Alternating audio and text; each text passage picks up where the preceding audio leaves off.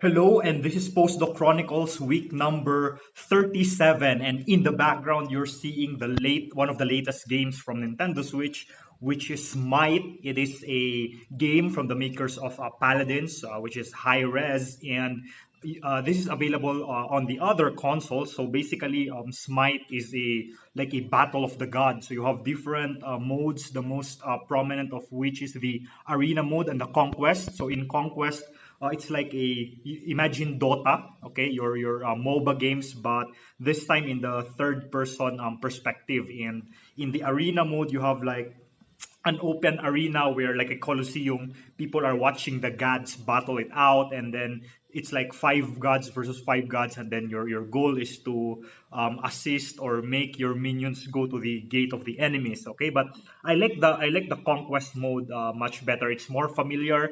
It is because it is has a Dota format, but the problem with this game is that just like Paladins being crossplay, there's like an inherent disadvantage if you are a Switch player compared to a PC gamer, because they have like a better controls, a better a versatility when trying to manipulate the game. Okay, so that's one of my issues. My other issue with the game is that it's really hard to look for matchups. Like, so most of the times when I play this one with my friends, it is just against the bots. So this is a new game, so I'm trying it out, and it's fun to unlock the gods, because so one thing that this game has going for it is that it has 100 different unlockable gods. So the gods from different mythologies, like you have the Norse, the Greek, and then the gods from the Japanese folklore, from the Chinese ones, the Indian, etc. So it's really very interesting, but the problem is it's very hard to unlock, unlike Paladins, because in Paladins you have daily quests, and sometimes when if you I'm in a hurry, you can actually finish this daily quest and get your rewards by just battling AIs, which is very quick, very easy to do. This one, if you do the AI, so for example, if you have the quest where it says do this, do that, and then if you do those checklists against an AI, it doesn't count. You have to do it against actual human players, but then it comes back to the problem that I mentioned earlier, where you have to wait for a long time because the matchup takes so long, and yeah, that's the problem. And also the game time, typically for one game, it will reach you like upwards of 20 minutes, which is, sometimes it gets boring for a while. But Paladins, you can finish a single game 5 to 10 minutes, which is really fun. It is short burst, but the fun is there. So personally, I still prefer Paladins over this game. Of course, I've been playing Paladins since July when it came out. When Paladins came out, I was actually in Italy. That's the first time I was able to play it, and from then on until now, I'm still playing Paladins. And in fact, all the 40 available champions in Paladins I already own. I didn't pay anything. I got them for free by, doing the daily quest and stuff. But anyway, enough of that Smite for the Nintendo Switch. Let's talk about our Postdoc Chronicles. So this week, what I did was mostly it has something to do with this thing called the sensitivity of our analysis. So in our FATJET analysis, we want to know if this specific analysis, if you compare it to the usual analysis that's being done in CMS and ATLAS, if it is comparable, or if it is worse, or if it is better performing. Okay, and the way to do that is, if you run checkmate over your events, what checkmate does is, when it wants to allow or to exclude your particular signal regions, it actually picks out the specific ATLAS or CMS search that is the best performing, okay, that can best allow or exclude your specific signal region. So I pick that specific analysis, and then look at the sensitivity of that analysis for a specific mass values, and then look at our specific analysis, and then compare the sensitivity of our analysis and then of that of the in this case, it's Atlas has the best sensitivity for our particular search. And the paper with the best sensitivity is actually a recent one. It came out May 2018. So what happens is, I compared the sensitivity, and it turns out that all throughout the mass range of the squark mass we're looking, our search is actually very sensitive. The performance is really high, so it looks very promising. The thing is, when Deepak actually checked my code in Rivet when I was doing this analysis last week, and Deepak pointed or asked if I was streaming my fat jets, because I'm gonna talk about what's streaming in a while. But so he basically asked, so did you in your analysis did you use trim fat jets? I'm like, what do you mean? What's a trim fat jet? And then it turns out he looked at my code. I did not do it, so I had to do the analysis again. But the good thing is, I only need to trim the large jets before they undergo the analysis that I did. So what I did is, so it's like, if you want to imagine, like my analysis needs people with short hair, but then I went there with a long hair. So it shouldn't be like that. So you should trim it first. And the idea of trimming is the following. So if you have a jet, and especially if they have a large radius, so if you typically we only study the FSR, the final state radiation, so what the final states would look like, okay? And so we put those in our defined jet depending on the algorithm that we use. So you define a jet around those final state radiation. So the thing is, if you typically when you make the radius larger, what happens is it also makes the resonance, the mass peak that you're trying to reconstruct, a little bit higher, okay? So the signal yield is higher. The problem is, in reality, if you make the radius bigger, you're not only capturing the final state radiation. So the moment you make the radius larger, you are also including the so-called ISR, the initial state radiation, and the MPI, the multi-parton interaction. So before even the partons collide or interact with each other, there's this thing called the initial state radiations, because, for example, you have a quark or a gluon that's accelerating. Since they are color charged, then they're radiating some gluons and stuff, okay? So you have initial state radiation, and you also have multi-parton interactions where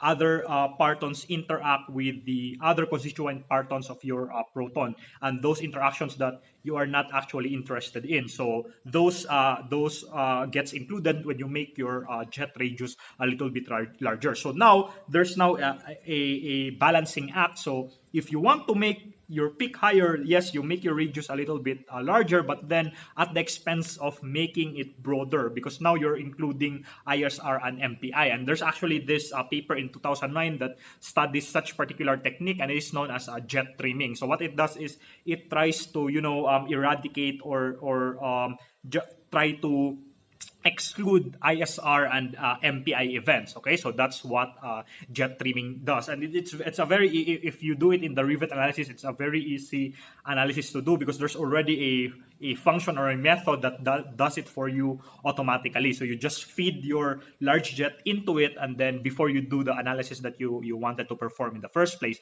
So I did that. So because my radius is large, and we were dealing with fat jets, then we need to trim. So I had to do my analysis again on the trimmed fat jets, and then I had to compare the signal yield if the once we trim the jet, is our signal performance, is it still good compared to my initial result with the untrimmed one? So fortunately that's still the case. But yeah, what I did is, last weekend when Deepak emailed me that, like last Saturday, so what I did is yesterday, last Sunday, I had to go to school because my simulation for the background, the QCD and the electroweak background is in the desktop computer. My Mac can't do it because of the lack of memory, because when you do backgrounds, it has to be like millions of events. So I had to go back to school, run my new Rivet code analysis over the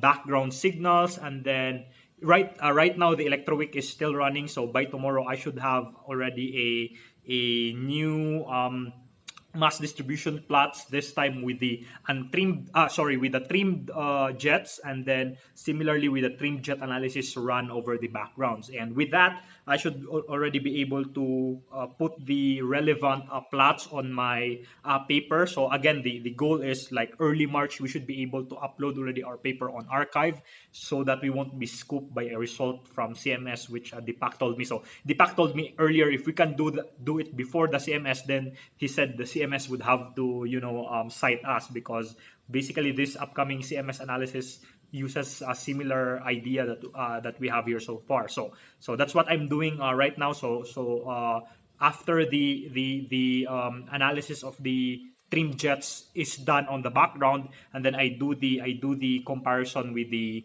signal that we have, and then I put those plots on the paper that I have, and then after that it's only a matter of putting in the theoretical framework where stealth SUSY comes from, and so on. And then after I've done that, then I'll show it to Jong and Deepak if they're amenable with the paper, and then we should be able to upload it on archive. Okay, but yeah, so by the way, before I end my postdoc chronicles, also last week there's a new postdoc. So for like how many months? Like 8, 9 months now since I came to Witwatersrand. In the office, typically, if you're in our office for postdocs, two people should be occupying a single room. But for 8 or 9 months, I've only been alone in my room. There was no one with me there. But then last week, we had a new postdoc. His name is Gaoli Chen. He's a Chinese, but he got his undergrad in China, but he graduated his PhD in the University of Florida, the exact same school where Deepak got his PhD as well. So it was really cool. And he's doing a string theory. He's really good. Yes, I look at his papers, and yeah, he delves into like flavor symmetry and the likes. And then I asked him, hey, I have a weak background in high energy physics and group theory. Can you recommend me a nice textbook on group theory? And his advisor, his PhD advisor from University of Florida, whose name is Pierre Raymond, okay, he has this book called Group Theory, a Physicist Survey, and I'm reading it so far. It's a very nice, beginner-friendly group theory textbook, because when I attempted to read the seminal group theory textbook for physics, which is the Georgi book, I think it was called I think it's from the author named Georgi, I think Howard Georgi or something like that. It's very, I can understand it, but it's very, it's very dense, so it's not beginner friendly. So when he advised me the book, when Gauli gave me this book from his advisor, it's really good. So in the first part, it talks about finite groups. It begins with, the trivial group with a single element, and then all the way up to higher order groups. And then slowly it introduces, the typical cyclic group, and then the difference between the dihedral group, and then the moment you go into higher order group, how it could be written as a direct product of two lower order groups, and then the Lagrange theorem was introduced right away, and so on. So it's really very nice. I'm still reading it, but yeah, I don't want to concentrate on it right now because I'm doing this paper. But yeah, at one point I need to, master group theory as well. So that's why I need to study that. But yeah, so anyway, this is Postdoc Chronicles week number 37. Thanks for watching, and bye-bye.